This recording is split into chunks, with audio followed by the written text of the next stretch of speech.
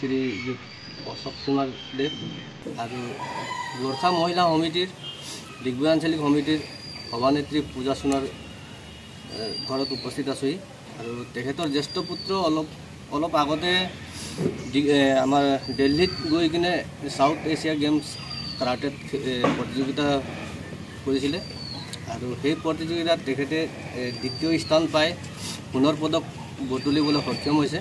সেয়েহে আমি তেখেতক সম্বৰ্ধনা এটা কাৰ্য সদৌ অসম গোৰ্খা ছাত্ৰ সন্থা ডিগবৈ আঞ্চলিক সমিতি আমি এজাতি দল আজি আহি আমাৰ সাংগঠনিক সম্পাদক অশোক সোণাৰ আৰু গোৰ্খা মহিলা মঞ্চৰ সভানেত্ৰী পূজা সোণাৰ জ্যেষ্ঠ পুত্ৰ আমাৰ আদিত্য সোণাৰ ভাইটিয়ে আজিৰ পৰা এসপ্তাহমানৰ প্ৰায় আগত তেওঁ দিল্লীত হোৱা কাৰাটেত সোণৰ পদক জিকিবলৈ সক্ষম হৈছে আৰু তেওঁ অসমৰ বিভিন্ন ঠাইত সোণৰ পদক জিকিবলৈ সক্ষম হৈছিলে আৰু আগন্তুক দিনত তেওঁ এতিয়া নৰৱেলৈ খেলিবলৈ গৈ আছে। তাকে আমি ডিগবৈ আঞ্চলিক সমিতি হৈ আৰু গোটেই ডিগবৈবাসী ৰাইজক জনাব বিচাৰোঁ যে সুনাম কঢ়িয়াবলৈ সক্ষম হৈছে আৰু তেওঁক সকলোৱে আশীৰ্বাদ কৰক।